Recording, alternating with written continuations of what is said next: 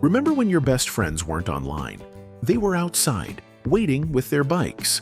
When flipping through the wish book felt like Christmas had already started. When running through a backyard sprinkler beat any trip to the pool. And when someone found that magazine hidden in the woods and no one dared take it home.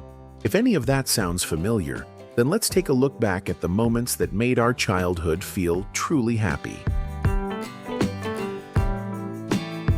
Some of the best childhood memories started with a knock on the door and a bike waiting out front. We'd meet up and spend hours riding through the neighborhood, hanging around someone's driveway or sitting on a curb talking about school, TV shows, or whatever came to mind. Nobody checked the time, but once the streetlights blinked on, you just knew it was time to head home. We didn't have cell phones or the internet, but we never felt out of touch. We remembered our friends' numbers by heart, passed notes in class, and made weekend plans by picking up the kitchen phone or just showing up at someone's door. If we had a question, we'd ask our parents, or flip through a big old encyclopedia. Somehow, it all felt simpler, warmer, and a lot more real. We'd sit by the radio for hours trying to catch the perfect songs on tape, finger on the record button, hoping the DJ wouldn't start talking over the beginning. Then we'd decorate the cassette cover with colored pens, write out the track list and trade them with friends like they were treasure. Each one felt special, and making them brought real happiness. If your childhood included a corded phone with a long curly cord, you remember what that meant. You'd drag it into the hallway or stretch it around the corner for a little privacy. You'd walk in circles while talking, and that curly cord twisted into a mess every time. And if someone annoyed you, slamming that heavy receiver into the cradle was the perfect way to end the call. There was a time when picking a movie meant walking the aisles of a video store, looking through rows of VHS tapes. You'd take your time, reading the backs and arguing with friends or family over which one to choose. No reviews, no star ratings, just bold cover art and a bit of luck. You'd head home, pop in the tape, and settle in with snacks and a blanket. If that was your Friday night, you probably didn't need much more to feel happy. Nothing kicked off the holiday season like the arrival of the Sears or JCPenney Christmas catalog. That thick book would show up in the mail, and we'd grab a marker and start circling toys like we were placing official orders with Santa. We'd spend what felt like hours flipping through the pages, dreaming out loud with our siblings. We might not have gotten everything we picked, but just flipping through those pages felt like Christmas had already begun. If you grew up with stores like Sears, Woolworths, Montgomery Ward, or Kmart, you remember when shopping felt special. You'd ride the escalator, wander through the toy aisles, maybe grab a snack at the lunch counter. The smell, the sounds. It wasn't just shopping, it was part of growing up. And if those memories still make you smile, chances are your childhood was a good one. Hey, how you doing?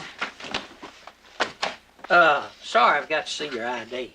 Exotic magazines were the ultimate forbidden treasure, whether tucked away in an older brother's closet, buried in a drawer, or even stashed in a secret spot out in the woods.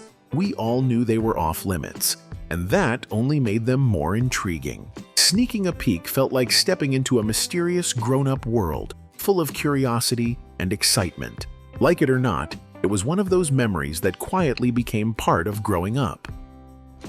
Back in the day, riding in the family station wagon felt like an adventure. We'd sprawl out in the back seat or all the way in the rear, staring out the windows, sharing snacks, and making up games to pass the time.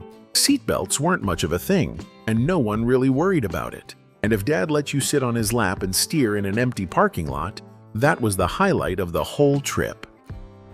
If your family had an actual remote control in the early days, or a younger sibling in charge of changing the channel, you were one of the lucky ones. For many of us, being the remote meant getting up every time someone called out to switch it to Channel 5. But even if you were the one turning that dial, it still meant family time, a warm living room, and a childhood full of little moments that stuck with us. If you had an Atari or a Nintendo hooked up to the family TV, you probably remember the thrill of trying to beat just one more level. Whether it was Space Invaders, Super Mario Bros., or Duck Hunt, those pixelated adventures brought us together. Sometimes a sibling grabbed the second controller, sometimes a parent joined in, and win or lose, we were all in it. The graphics were simple, but the memories? Timeless. Almost every one of us had a junk drawer stuffed with odds and ends. Spare batteries, marbles, broken toys, and old gadgets we tossed in over the years. It was never neat or organized, but opening it felt like digging into a box of forgotten treasures that always grabbed your attention. Half the time, you'd open it for no reason at all, just to poke around and see what was in there. Spending time at the arcade felt like stepping into another world. With a few quarters in your pocket, you'd take on Defender, Pac-Man, or Donkey Kong, chasing high scores like they actually meant something. The buzz of machines, flashing lights, and that distinct sound of coins dropping.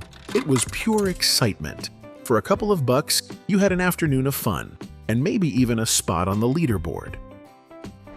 Back then, your lunchbox mattered, not what was inside, but what was on the outside. If you walked in with Scooby-Doo or Star Wars on the front, you were already starting the day right.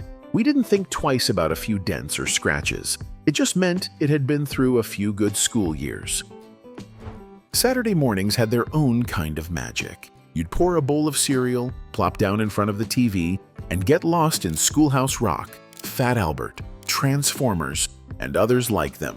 No pause button, no rewinding, just you, your favorite shows, and a few quiet hours that felt like they were made just for kids. On a hot summer day, all it took was a sprinkler spinning in the yard to turn the whole block into a splash zone. We'd run barefoot through the cold spray, yelling and slipping on the wet grass. Sometimes parents would peek out the window, smiling but letting us have our fun. Every kid took a turn dragging out the garden hose so we could drink straight from it. No cups, no filters, just pure, simple fun, the way only kids could enjoy.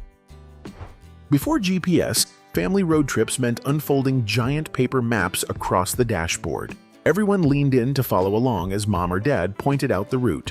The map was your guide with no voice directions or rerouting, just paper and teamwork.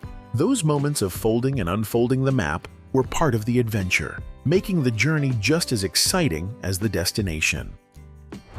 Whether it was a treehouse, a fort in the backyard, or a hidden hideout deep in the woods, you and your friends built your own little world. Using sticks, old crates, and whatever you could find, you created spaces that were yours alone. It wasn't about fancy materials, just teamwork, effort, and a lot of imagination. Those forts became the backdrop for some of your best childhood memories. If your childhood included lingering in a record store with your friends, just hoping the guy behind the counter would play something good, that says a lot. We weren't there to shop, we were there to hang out, discover new sounds, and feel a little older than we were. Just flipping through those album covers felt like being part of something cool, even if we couldn't afford a single record. Having a portable tape player was another sure sign you had a good childhood. Once your Walkman snapped shut, those orange foam headphones turned the world into your own concert. Spare AA batteries in one pocket, a favorite mixtape in the other, you took it everywhere. On the bus, mowing the lawn, or just lying on the couch. Wherever you went, the music came too. If, as a kid, you needed an answer, you didn't open a browser. You pulled a heavy encyclopedia off the shelf. One volume led to another as you flipped from astronauts to zebras, stopping to study the color plates in the middle. By the time you closed the book, you'd learned 10 things you never set out to find.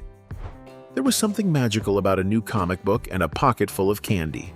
We'd pick out a few favorites, then spend the afternoon reading, laughing, and passing them around. Each story pulled us in, and somehow made everything feel a little more exciting. Just sitting together, trading stories and sweets. That's what happiness looked like back then. We never really wanted to go to bed. It always felt like there was more time to play. But when Mom read us a story and tucked us in tight, it made the end of the day something to look forward to. You could still hear the faint hum of the TV down the hall, but in your room, everything felt safe and still. Those quiet moments of care and calm stayed with us long after the lights went out. Thanks for watching. If anything here made you smile or think of the past, drop a comment. I always enjoy reading your stories. And if you're feeling nostalgic, there are plenty more videos on the channel to take you back to the good old days. See you in the next one.